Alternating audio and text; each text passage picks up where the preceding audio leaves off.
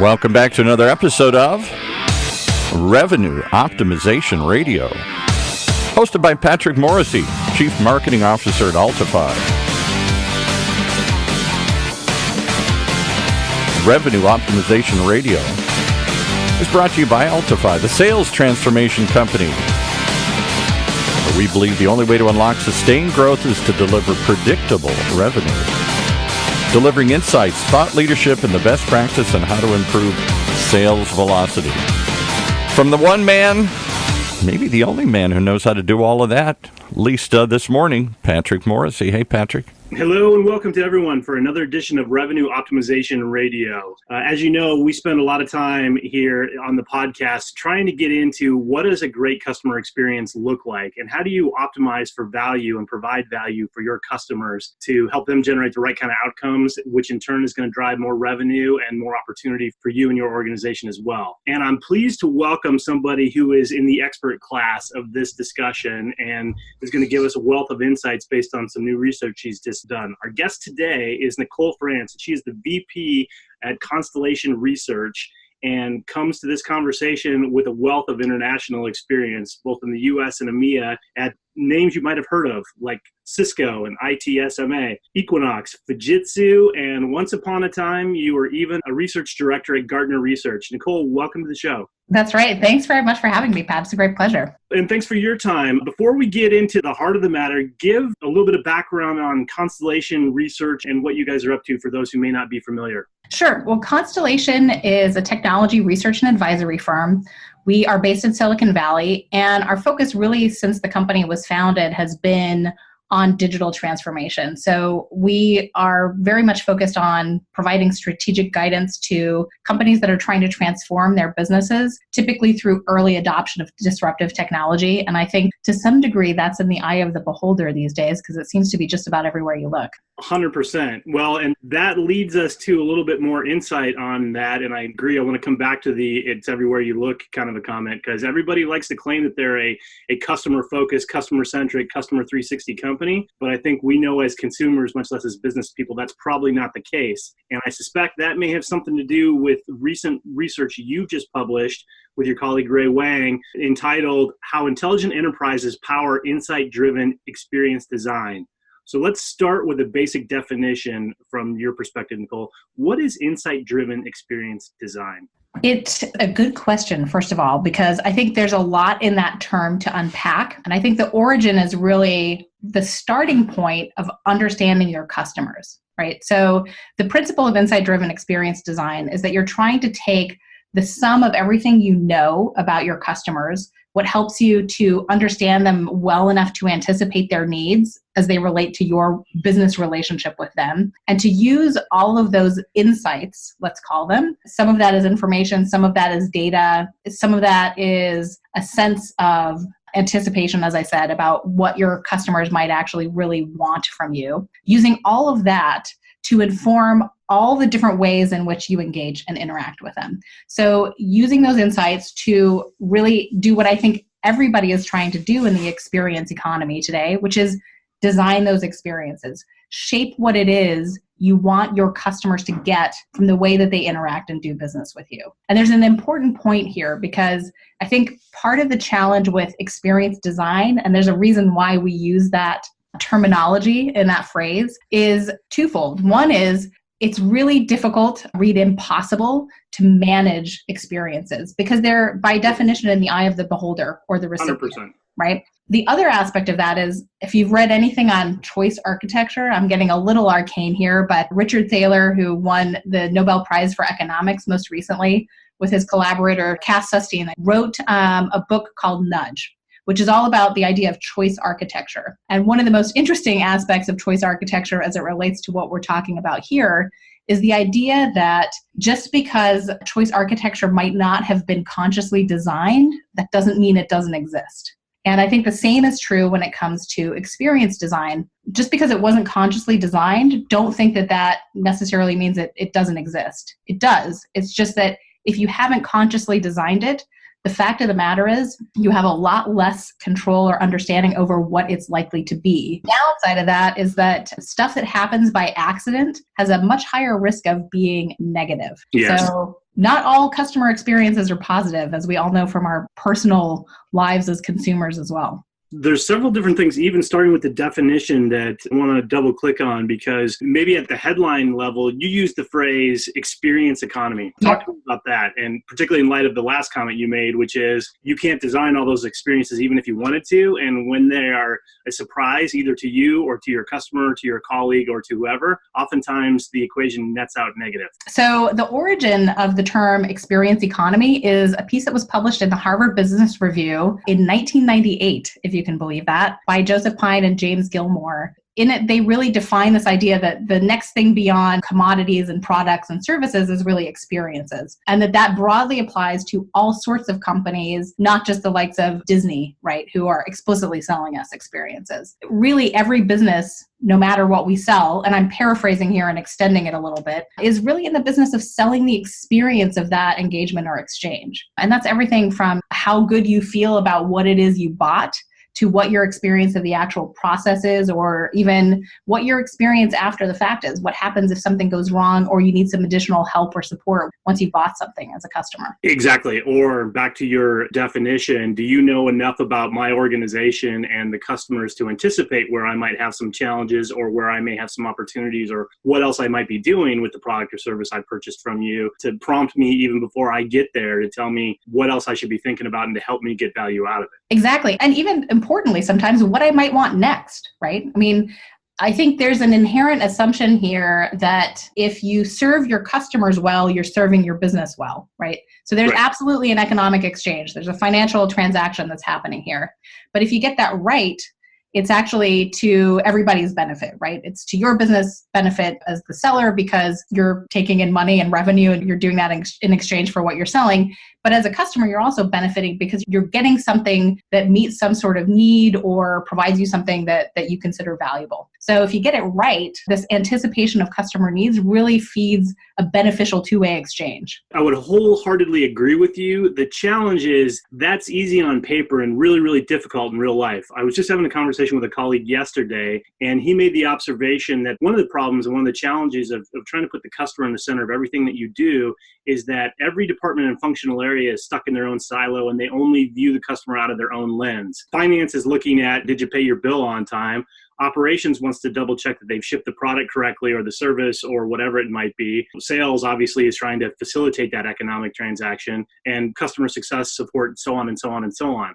So how do you start to bring the puzzle together, or maybe said slightly differently before we even get to the how, what is it that makes this such an important thing to be thinking about right now at this space and time? Excellent question and good setup for that. I think we'll come back to a couple of those comments in a moment. Why is this important now? Well, I think a couple of trends are really coinciding here that make this more important than ever. One is, I mentioned digital transformation of being at the origin of Constellation Research. I think it's fair to say that we're at a moment in time where digital transformation has finally become mainstream. I think every organization is thinking about this very seriously now, and many have already started acting on this, figuring out that it's really imperative to do things differently, and in some cases, as a result, to do different things as well. Part of that is really understanding that no matter what you do, if you aren't really focused on your customer, the likelihood of succeeding, no matter what technologies you use or how efficient you become, is very low. Right? Yes. So any digital transformation strategies that don't put the customer at the number one priority and at the center of everything else that happens, I think are really doomed to failure. So that's one.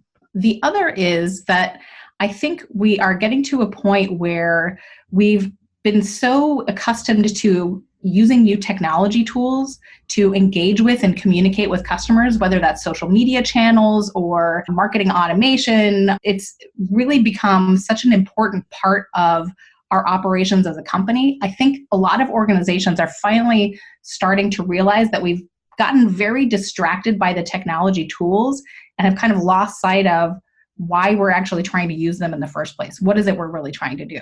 So these two things are really intersecting in a major way. And I think that's why there's this sort of palpable sense, I think, that companies are coming full circle and recognizing that no matter what tools or technology, they really need to focus on who their customers are and how they serve them effectively. Right, as well as what is it they really need and how do they want to buy it? Yes. Like one of the challenges I observed coming back to your thesis, or one of the key macro trends around digital transformation, is even for the biggest, most successful companies, what got them to the party doesn't keep them in the party now, with how fast the world moves, with access to data and a variety of other things. So when you look out broadly at the landscape, what industries are at the forefront of this, or even companies are at the forefront that look like, here's what good looks like, or they're ahead in the race? I guess is part one of the question. And part two of the question is it just because they're forward thinking, or is it because they're scared to death or somebody's doing it to them? So it's forced a wholesale transformational change in how they think about customer and strategy and go to market. Excellent question. And I think there are several different aspects of this. So some examples of companies that are doing it well. I think we tend to see a number of startups that are very good at doing this. And it's partly because they have one really big advantage, and that is clarity of focus. They are really, really clear on who it is they're trying to serve and what unmet need they're trying to fill, right? So I think Spotify is a great example. It's one I certainly use in my personal life. It addressed a really big set of issues for me. One was, how do I access the music that I already know that I like, that I want to be able to access through a variety of different devices in different sort of states, if you will. But I also want to be able to access new stuff, and I want some sort of suggestions as to what it is that I might want to listen to. So I think that's a good example that's on the leading edge of actually building all of this around a technology platform to begin with. There's another example that, again, comes very much from a consumer standpoint that actually is at the opposite end of the technology spectrum, and that's Trader Joe's. If you think about it, that entire company was founded on observing and anticipating customer needs, right? And I apologize that I've forgotten the founder's last name, but it was Joe. And one of the things that he noticed was that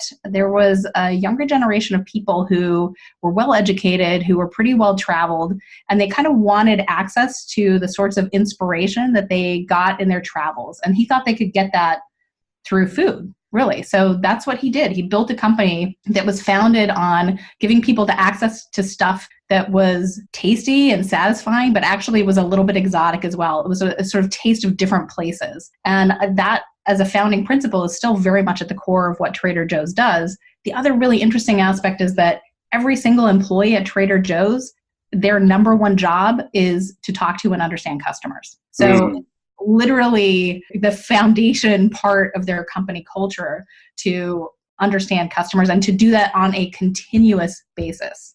So this isn't like do it once a quarter or you do it annual planning cycle. It's something that you really have to do on a continuous basis. And that actually is part of the principle of insight-driven experience design as well, right? It's a feedback loop. And the critical aspect of that is, yes, you want to use digital channels, but you don't want to use those to the exclusion of everything else, because there's oftentimes a lot of stuff that you get that doesn't necessarily come through digital channels that can be a great source of customer insight. I think that's 100% true, and particularly in light of the fact that when I think about the other side of the equation, B2B, or certainly large, complex B2B selling that is months and years, that's highly complex, and that people have for years thought about this as both very human intensive as well as art. And yes. What you're suggesting is there's a lot more science here in trying to craft and think about the experiences. And when you think about that in terms of industries or some of the clients and some of the people that you're advising, who's really taking the lead from a B2B context and trying to really rethink the problem for the world we live in? I see this really happening across the board in terms of industry sectors and types of companies in the B2B space. What's really interesting to me is that there are different people within the enterprise organization who seem to be taking the lead. And that really is, I think, defined largely by the type of organization and the type of business that they're in. Some companies are very much sales-led or very much marketing-led. A lot of organizations, we see this coming from customer service, because if you consider this whole idea of customer success, for example, that's really looking at customer service as like a window into your broader relationship within a customer organization. And that often is both the source of some really invaluable insights and a really good means of sort of communicating back into the customer organization as well. And it gives you a very sort of early warning sense of whether things are going well and are likely to stay on track, or whether they're getting off track and are potentially in a really dangerous sort of relationship zone for any sort of ongoing relationship. So it really depends, but what I think we see is a combination of sort of senior mid-level management and executives within an enterprise really trying to take the lead on this for reasons that are sort of blindingly obvious to them, at least. Mm-hmm. The other thing we know from our most recent digital transformation survey that we completed at the end of 2018 is, interestingly, where CEOs are leading digital transformation in an enterprise, their number one priority is customers. So I think there is very definitely a sort of top-down push to do this in many organizations. It's just that operationally, it's big and it's difficult. So there's an awful lot of stuff that needs to happen to really bring insight-driven experience design to life.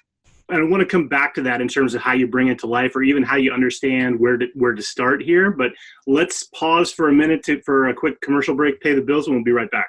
Sounds good.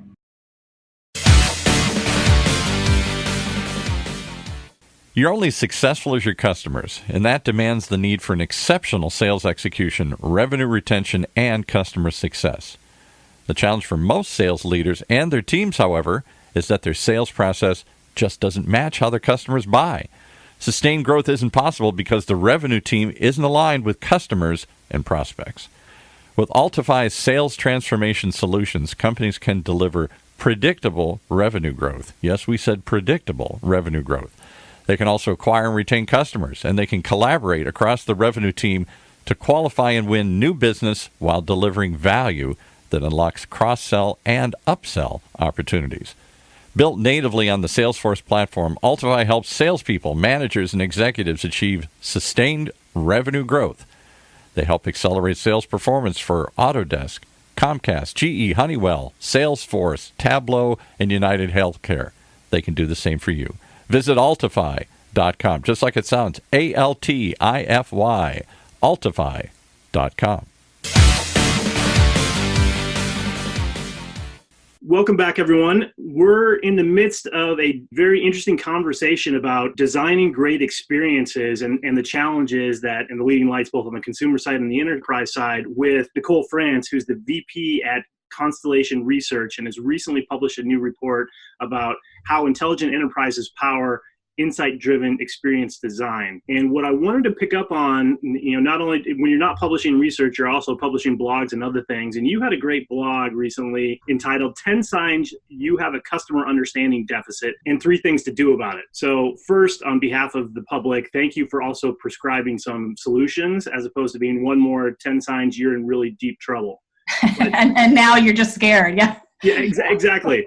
But give me a little sense of some of the headlines in terms of some of the problems, because building off some of the things that you were talking about before, and almost going back to the book Nudge, there's probably a lot of big or certainly small signals in the business that it's not operating the way you want it to drive the right kind of experience for your customers. So when you start to try to diagnose the patient, what's this look like? Well, there are 10 of them. Obviously, we won't go through all of them here, but I think the consistent thread through all of these is that you can't get to insight-driven experience design, which is arguably a pretty high degree of sophistication or complexity, if you don't have the really basic stuff right. And the really basic stuff is that everybody has the same understanding of customers, who they are, what they want, what about what you do as an organization that is compelling to them, and also then when and how are they happy to hear about it. Right? So these are things that really touch on every aspect of the business. Obviously, areas like marketing, sales, and customer service, but even accounting and billing, right? Because those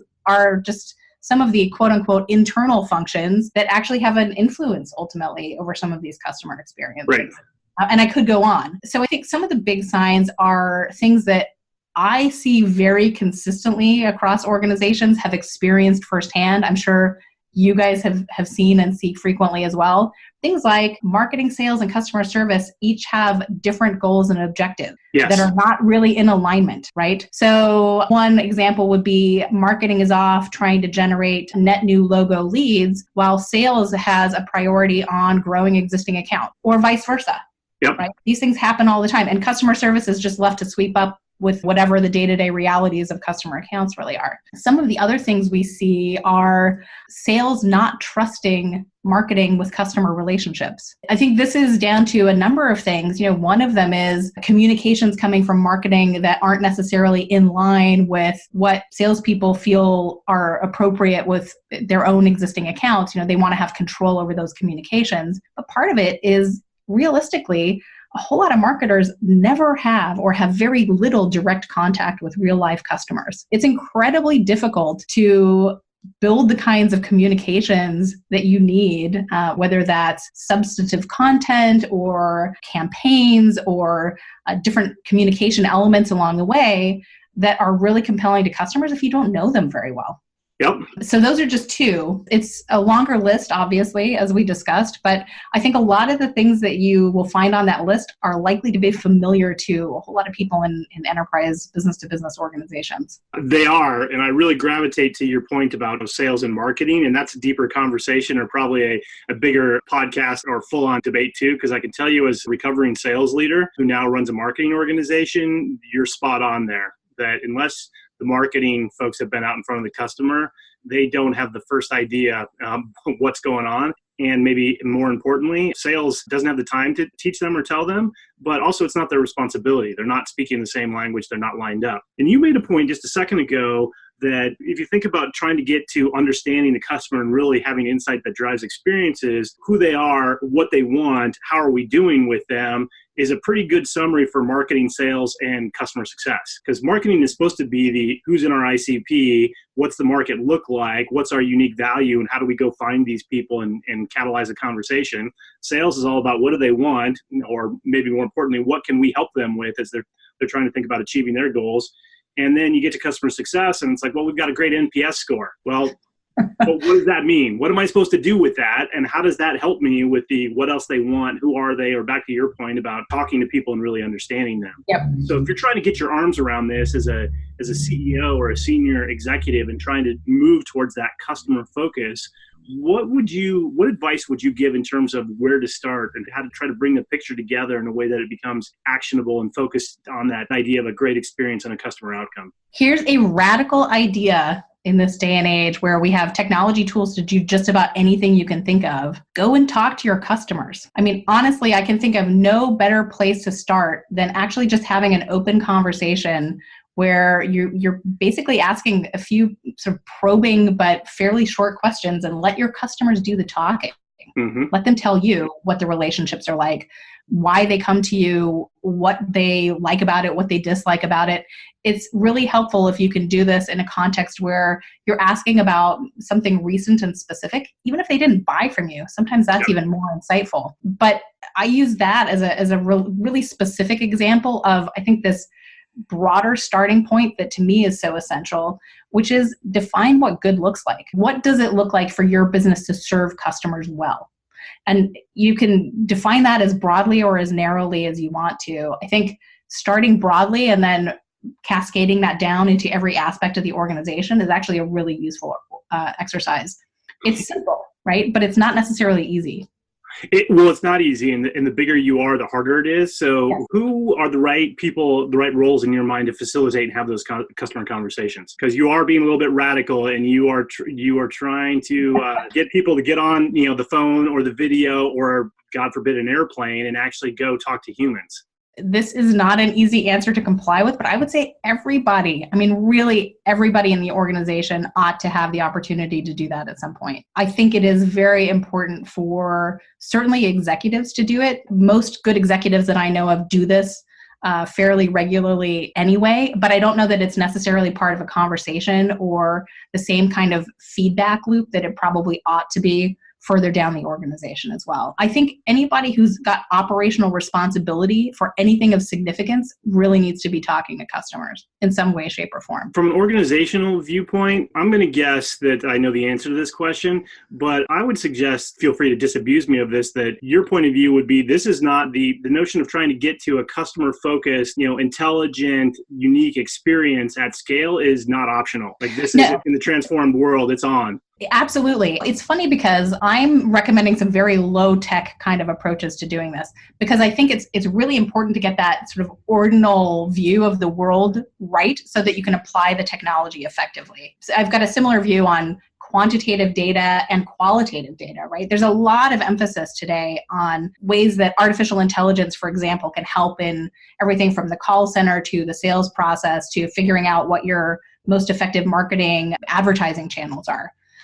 All that stuff is useful and it has its place. But if you aren't able to put that in the context of qualitative research and qualitative understanding as well, you never really get the sort of framework that you need to interpret the quantitative data effectively. So this is really about creating that mental model, if you will, for understanding how all these pieces fit together. It's really tough to ask too much of your customers, right? You don't really want to hit them with a barrage of 350 employees who all want to talk to them individually. It's not really possible. But I think part of this is instilling the idea that part of everybody's job is to get a sense of what's going on from real life customers at every available opportunity, and then feed that back into this collective sense of understanding customers.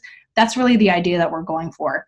We'll never achieve perfection. And I also think the other important element of insight-driven experience design is creating something that functions in the world that we actually inhabit that unfortunately is not perfect, right? So we will never have a perfect customer database.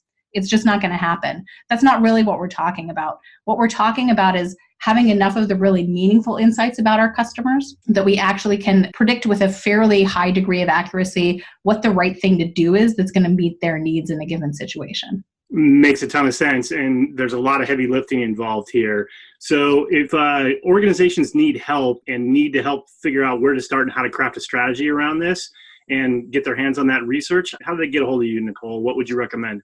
I'm pretty easy to find. Our website is constellationr.com. My email is nicole@constellationr.com, and my Twitter handle is @LNFrance. So find me any of those ways pretty easily. Be happy to hear what people's challenges are, their observations and comments. And I think there's a lot of work to be done. But honestly, I don't know about you, Pat. I'm very optimistic because I feel like the technology has actually evolved to a point where we're actually in a position to worry less about what the technology is and how it works, and a lot more about the fundamental stuff that we're trying to do with it, that we're trying to make happen. And I think that has tremendous upside for anybody who really decides to go down this path. 100% agree with you. And I think maybe more importantly, and your research points to it, that people are starting to understand, or when I say people, I mean executive teams and even the biggest, most successful organizations, that they need to go back and rethink the entirety of the experience.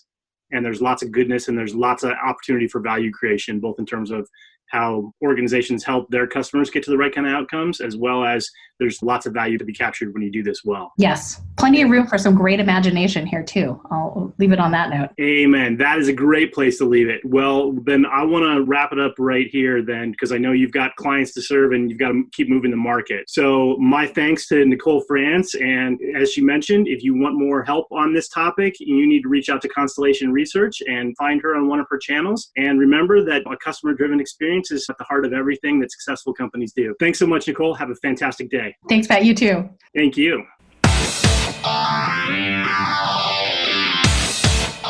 You've been listening to another episode of Revenue Optimization Radio, brought to you by Altify, right here on the Funnel Radio Network for at-work listeners like you.